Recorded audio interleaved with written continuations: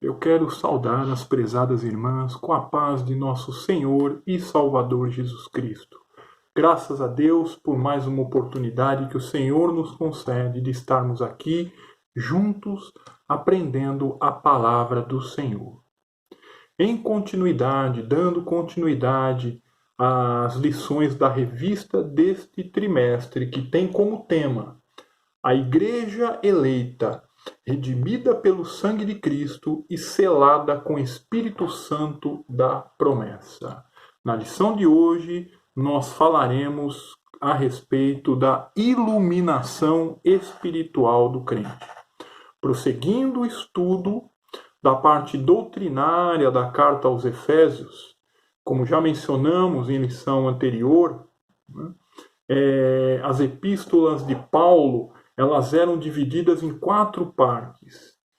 Nós tínhamos inicialmente uma saudação, depois a parte doutrinária, onde Paulo trazia uma série de ensinamentos, depois a parte prática, onde Paulo fazia a aplicação do que foi visto na parte doutrinária, e por último, uma saudação final ou a conclusão. Então, normalmente as epístolas de Paulo eram divididas nessas 4 etapas: saudação inicial, parte doutrinária, parte prática e saudação final ou conclusão. Nós estamos estudando o segundo bloco, que é a parte doutrinária.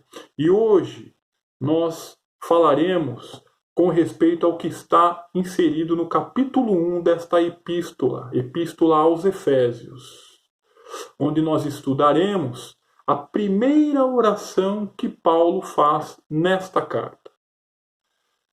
Vemos que no início do capítulo 1, Paulo faz um agradecimento a Deus por todas as bênçãos espirituais, sendo elas eleição e predestinação, a redenção e a remissão dos pecados, né? Ou seja, o resgate e o perdão pelos pecados através do sangue de Cristo, e com isso nós tivemos acesso novamente a Deus, com isso nos tornamos filhos de Deus, o selo que nós recebemos de propriedade de Deus, e a garantia da herança, que é o próprio Espírito Santo. Glórias a Deus. Após ter falado dessas bênçãos espirituais, o apóstolo Paulo diz assim, Efésios capítulo 1, versículos 15 e 16. Por isso, ouvindo eu também a fé que entre vós há no Senhor Jesus, e o vosso amor para com todos os santos, não cesso de dar graças a Deus por vós, lembrando-me de vós nas minhas orações. Paulo dá aqui o testemunho do que ele ouvia a respeito da fé dos irmãos da igreja de Éfeso, ou seja, que estes irmãos tinham fé no Senhor Jesus. E isto é importante, minhas irmãs, porque bem sabemos que é impossível pertencer à igreja se não tivermos fé em Cristo Jesus. A fé é uma condição fundamental para que a gente faça parte do corpo de Cristo. Pois é desta forma que, pela graça de Cristo, nós somos salvos. Vamos ler Romanos, capítulo 5, versículos 1 e 2. Romanos, capítulo 5, versículos 1 e 2. Tendo sido, pois, justificados pela fé, temos paz com Deus, por nosso Senhor Jesus Cristo, pelo qual também temos entrada pela fé a esta graça, na qual estamos firmes e nos gloriamos na esperança da glória de Deus. Paulo nos diz aqui que entramos na graça, na vida com Deus, alcançamos a salvação quando temos fé no Senhor Jesus. É por isso que João 3,16 diz assim: porque Deus amou o mundo de tal maneira que deu seu Filho unigênito, para que todo aquele que nele crê não pereça, mas tenha vida eterna. Para termos a vida eterna, é fundamental nós crermos no Filho de Deus. Crer. O que significa crer?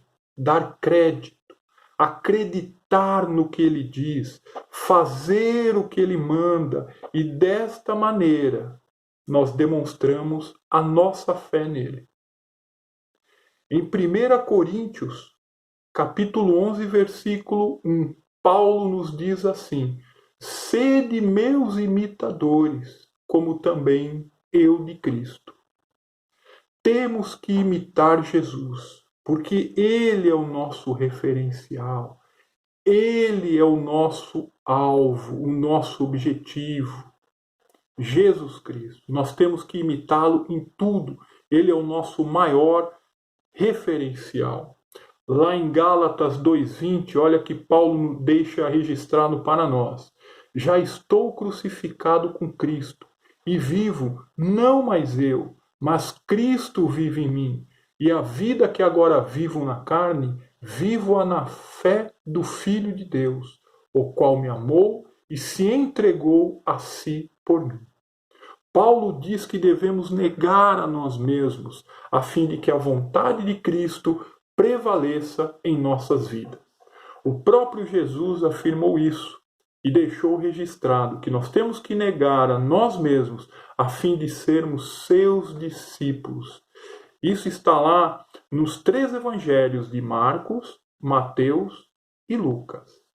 Marcos, capítulo 8, versículo 34. Olha o que está registrado. Marcos registrou assim: e chamando a si a multidão, com os seus discípulos, disse-lhes: se alguém quiser vir após mim, negue-se a si mesmo, e tome a sua cruz e siga-me. Com referência ao mesmo assunto, Mateus capítulo 10, versículo 38. E quem não toma a sua cruz e não segue após mim, não é digno de mim. Ainda, Lucas capítulo 14, versículo 27. E qualquer que não levar a sua cruz e não vier após mim, não pode ser meu discípulo. Jesus ainda afirma lá em Lucas capítulo 14, versículo 33. Assim, pois, qualquer um de vós que não renuncia a tudo quanto tem, não pode ser meu discípulo. Então Paulo ouviu falar que os irmãos de Éfeso tinham fé no Senhor Jesus. E mais ainda, eles tinham amor para com os santos. Eles tinham o amor fraternal. Eles faziam aplicação do amor fraternal. É o amor horizontal para com os seus irmãos, para com o próximo. São duas características importantíssimas para nós, minhas irmãs, Igreja do Senhor.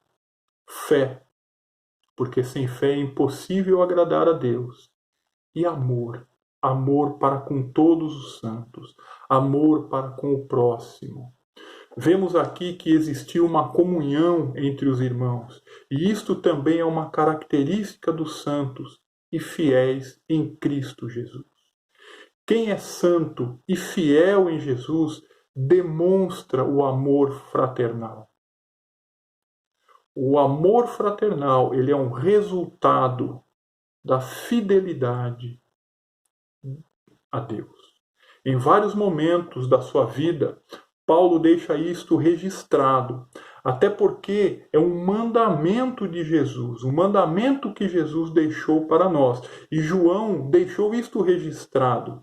Está lá no Evangelho segundo o apóstolo João, capítulo 15, versículo 12.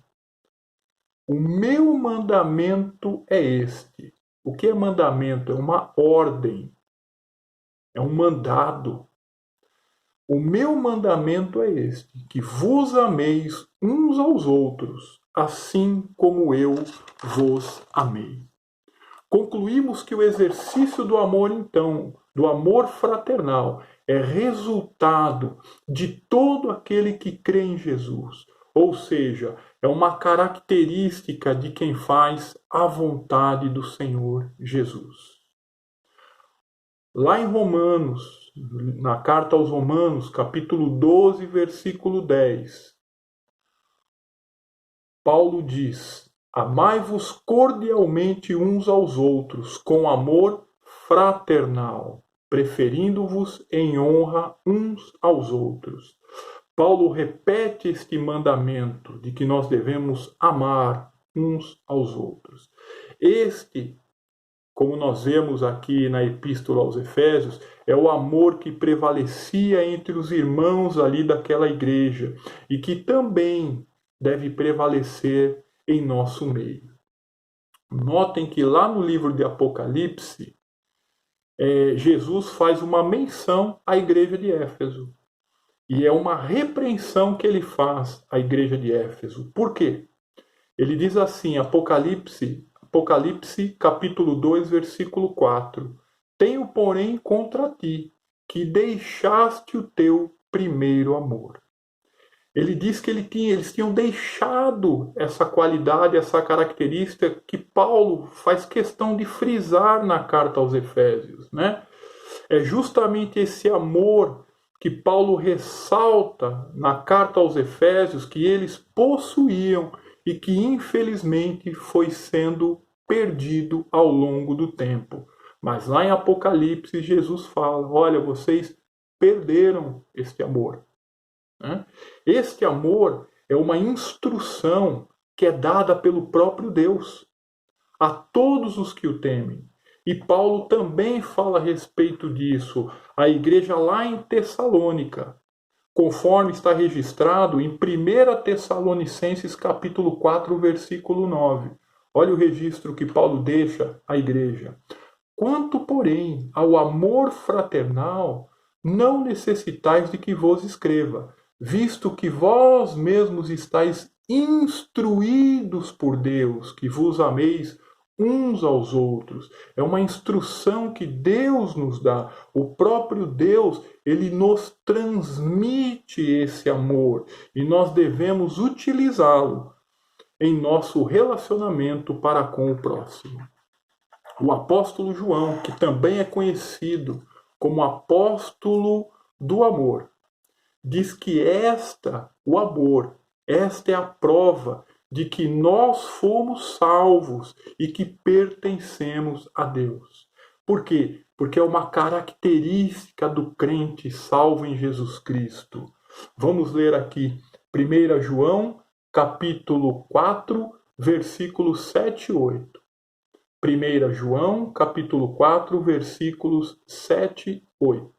Amados, amemo-nos uns aos outros, porque o amor é de Deus, e qualquer que ama é nascido de Deus e conhece a Deus.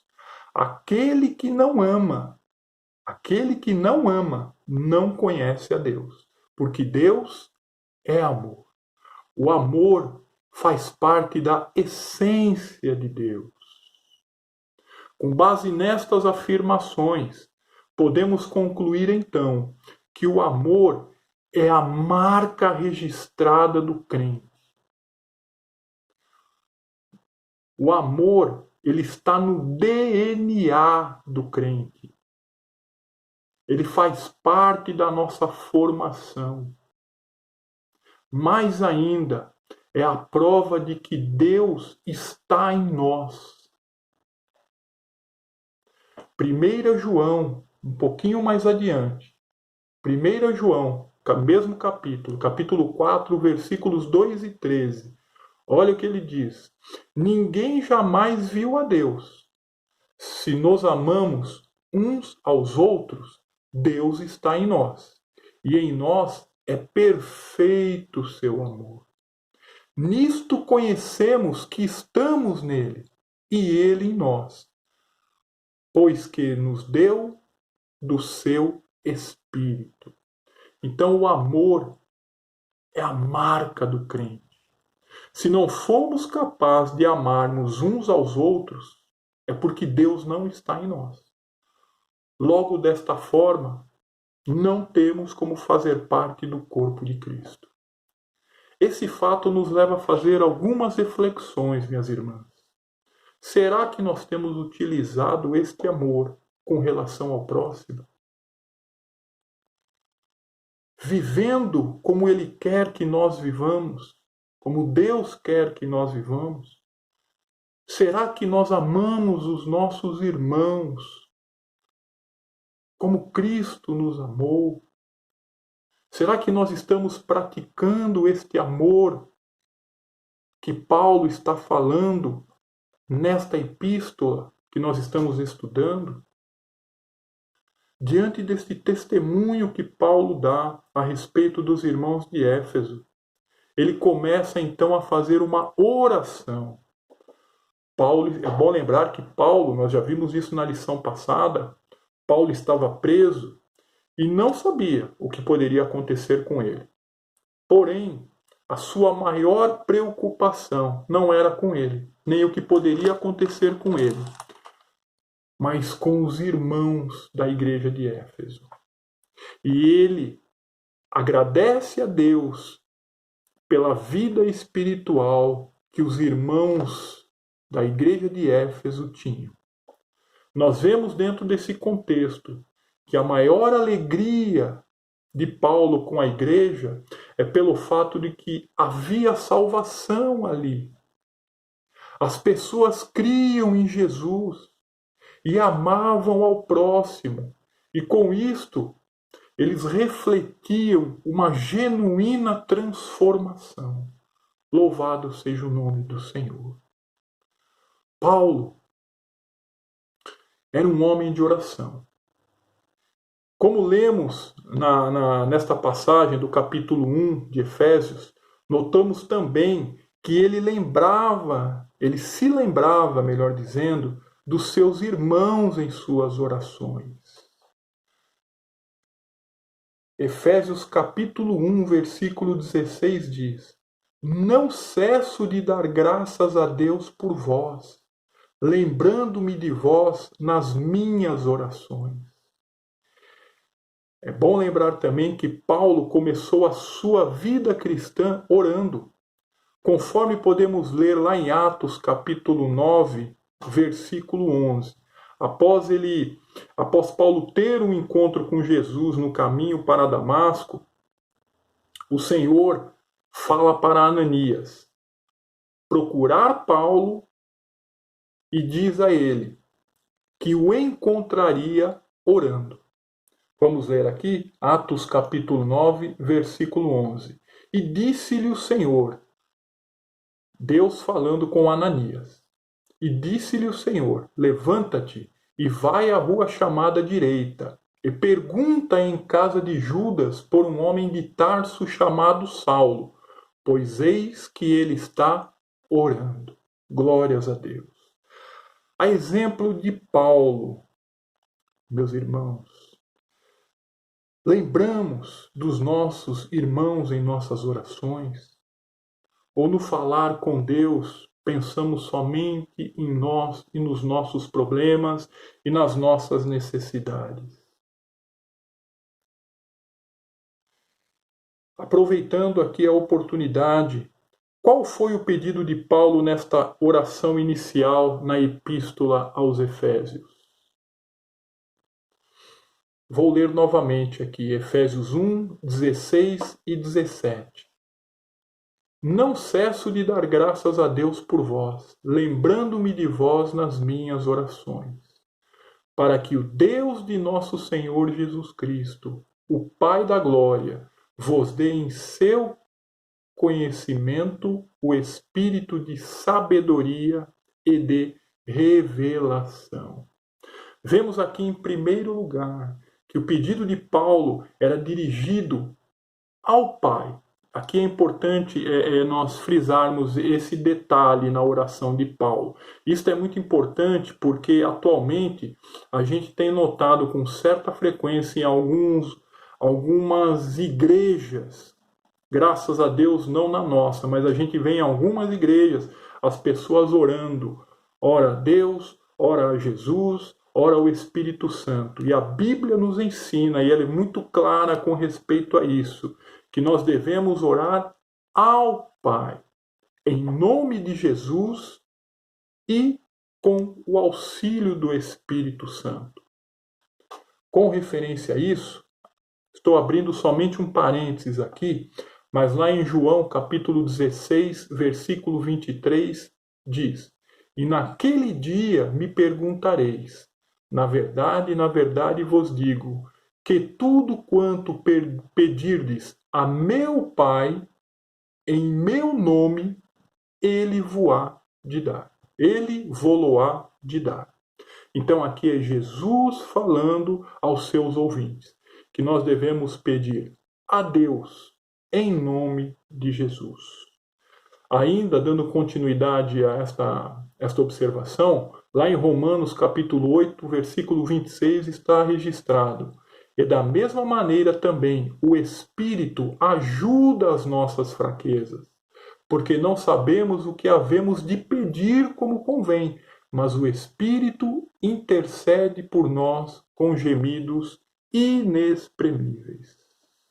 É por isso que as nossas orações, ela chega aos céus, graças à ajuda do Espírito Santo, que aperfeiçoa a nossa oração, fazendo com que ela chegue até Deus.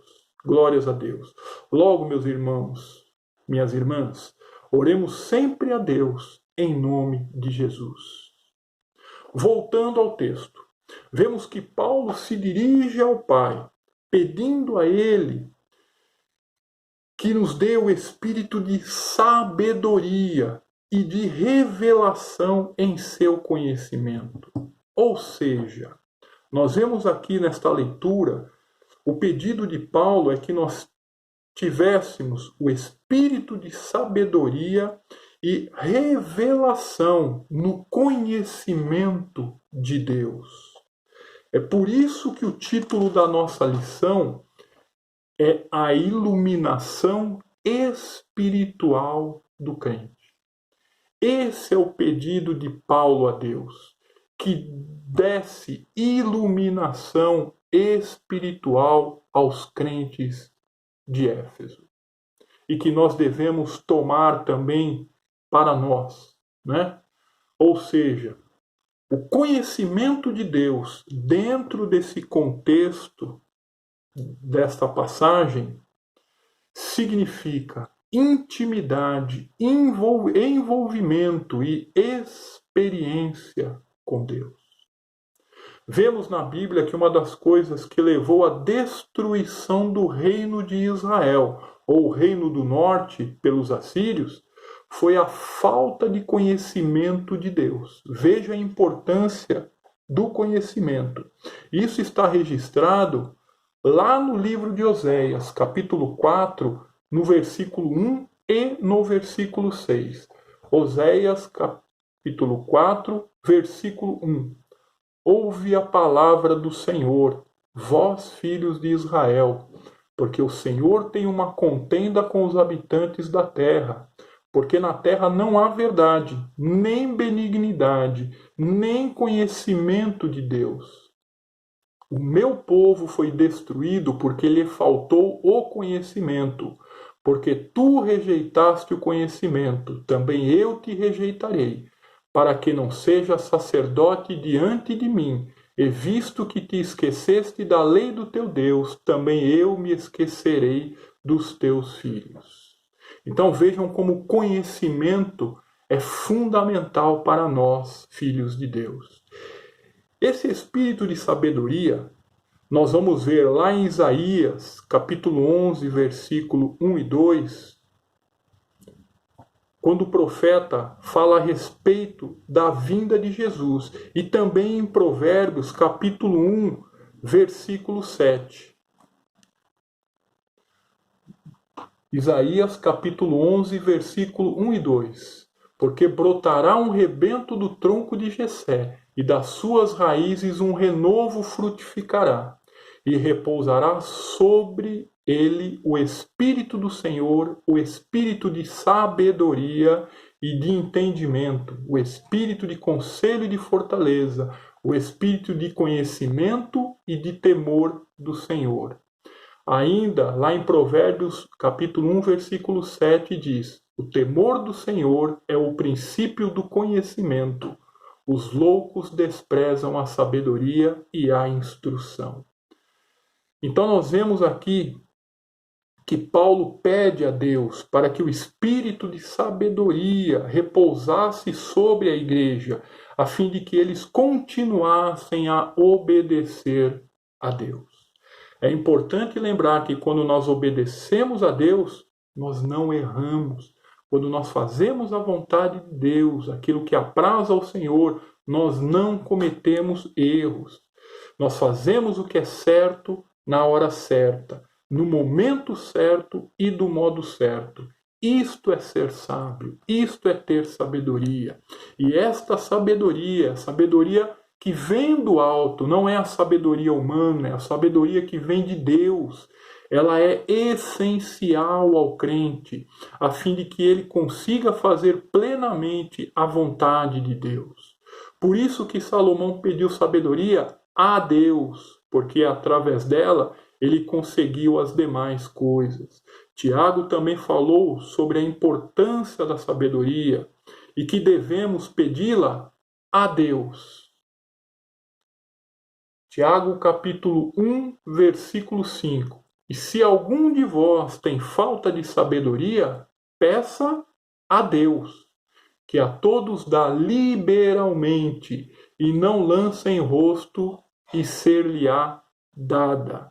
A sabedoria é um pré-requisito para adquirirmos as demais bênçãos e sejamos bem-sucedidos em nossas vidas, quer do ponto de vista espiritual, quer do ponto de vista material. Mas além do espírito de sabedoria, como nós já lemos, Paulo pede também a Deus que os irmãos da igreja de Éfeso tivessem também o espírito de revelação, que significa conhecimento, que também está lá em Isaías, como eu já li, Isaías 11, versículo 2. Ou seja, o sentido aqui é de fazer conhecer coisas que não estão ao nosso alcance. Este é o pedido de Paulo, né?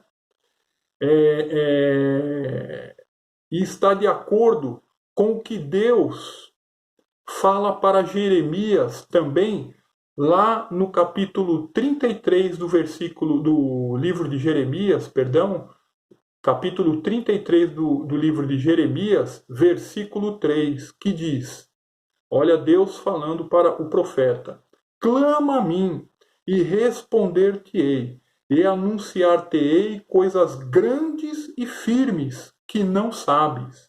Desta maneira, o Senhor nos revelará aquilo que não podemos ver, aquilo que está em oculto, aquilo que nós não podemos atingir por nós mesmos.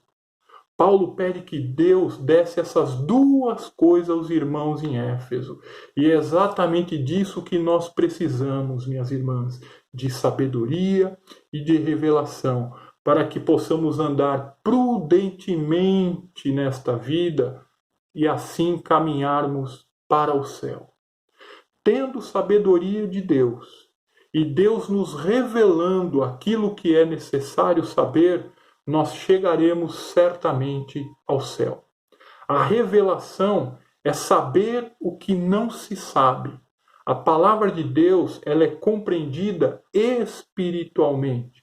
Ela foi inspirada pelo Espírito Santo. Logo, ela só pode ser compreendida com a ajuda do Espírito Santo. Com sabedoria e tendo revelação, diz o apóstolo Paulo, lá em Efésios 1:18. tendo iluminado os olhos do vosso entendimento, para que saibais qual seja a esperança da sua vocação e quais as riquezas da glória da sua herança nos santos.